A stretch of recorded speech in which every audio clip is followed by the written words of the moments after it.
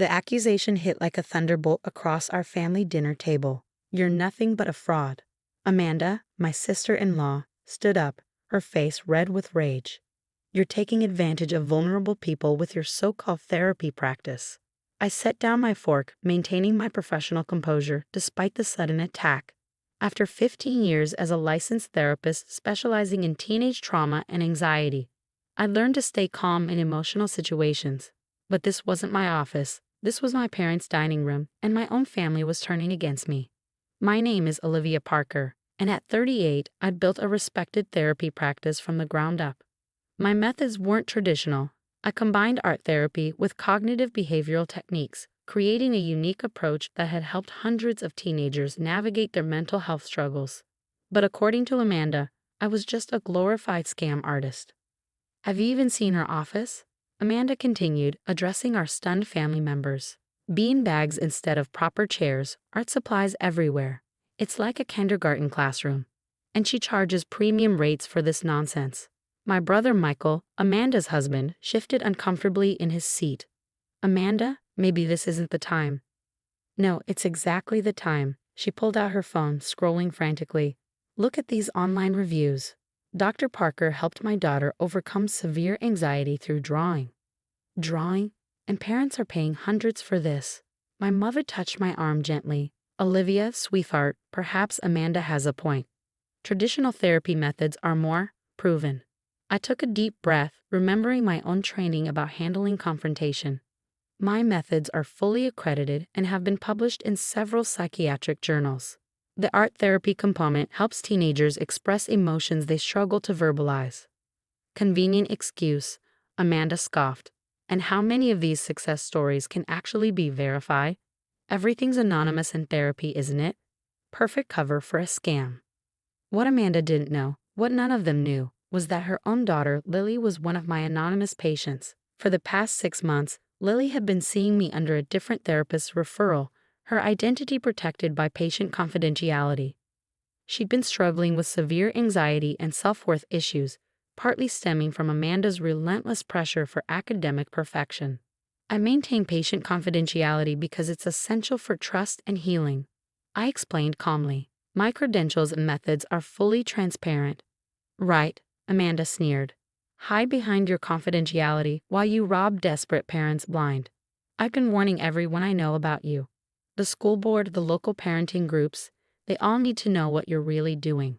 My father, usually the peacekeeper, finally spoke up. "Amanda, that's enough. Olivia is a licensed professional." But Amanda was on a roll. "A license doesn't prove anything. She's always been the family's golden child, hasn't she? Perfect Olivia, who got all the attention, all the praise. Now she's built this little empire of lies, and everyone just accepts it." The real reason for her attack became clear. This wasn't about my practice at all. This was about old family dynamics, about perceived favoritism and long-held resentments. Amanda had married my brother 12 years ago, and from day one, she competed with me for family attention. "I need to go," Amanda announced, grabbing her purse.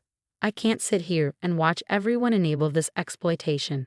But mark my words, people will know the truth about your precious therapy practice."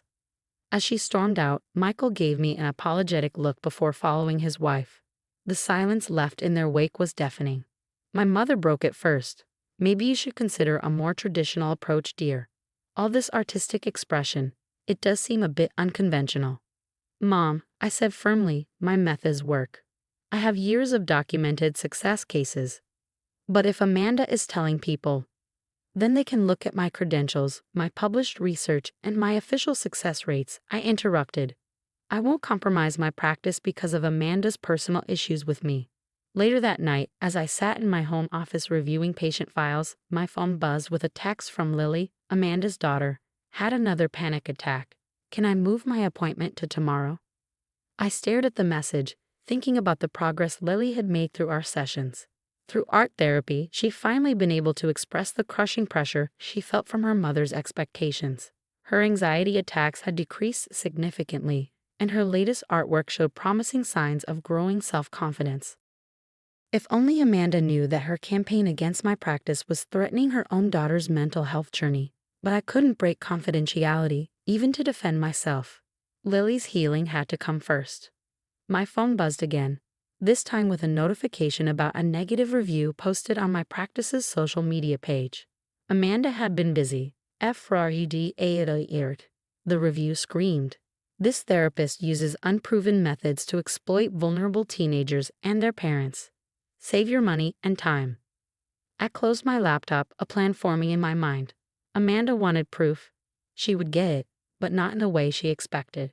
I had something more powerful than angry rebuttals or defensive arguments. I had 15 years of documented success stories, hundreds of transformed lives, and a professional reputation built on real results. The truth would come out, and when it did, Amanda would learn exactly why my unconventional methods had earned the trust of so many families, including unknowingly her own. The following week was a tsunami of damage control. Amanda had been thorough in her mission to discredit me. Local parenting Facebook groups were buzzing with her warnings. My practice's social media pages were flooded with negative comments, and I received concerned calls from several parents. But what truly broke my heart was watching Lily during our next session.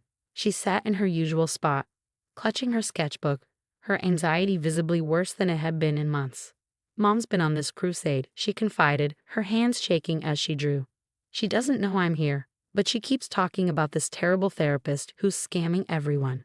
Every time she mentions it, I feel like I can't breathe." I maintain my professional demeanor, despite the pain of watching my niece suffer because of her mother's vendetta. "How does that make you feel, Lily?" She pressed her charcoal so hard against the paper it snapped. "Angry, scared.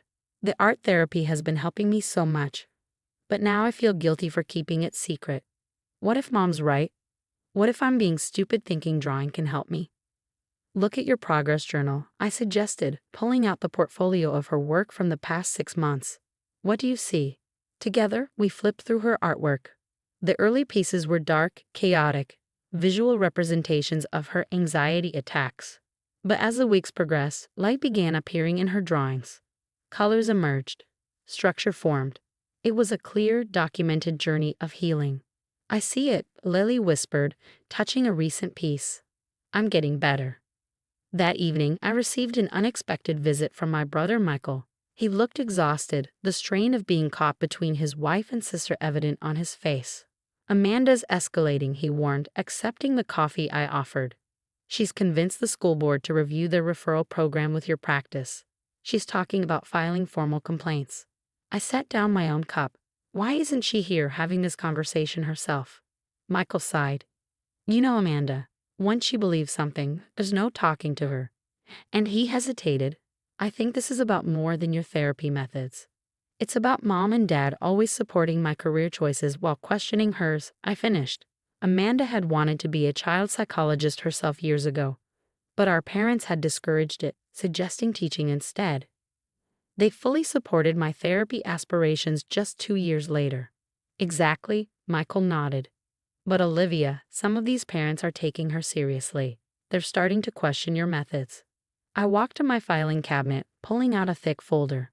"These are testimonials, Michael. Real results, documented progress, official studies validating my methods.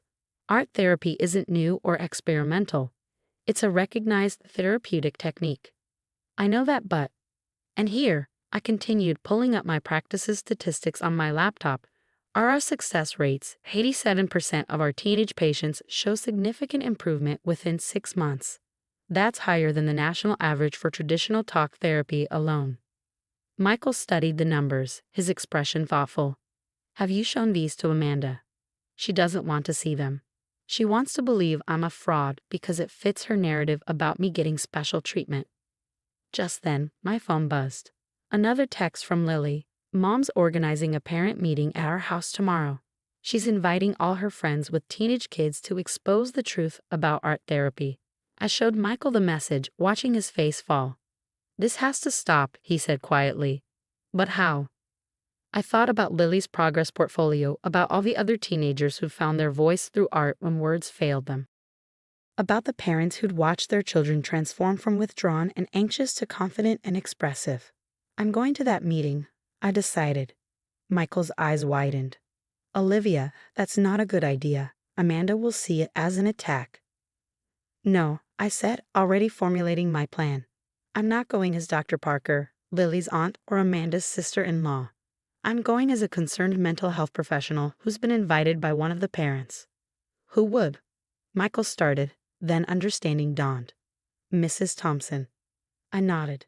Sarah Thompson, mother of one of my most successful patients, had called me earlier warning me about the meeting. Her daughter Emily had gone from selective mutism to speaking confidently in class after 8 months of art therapy.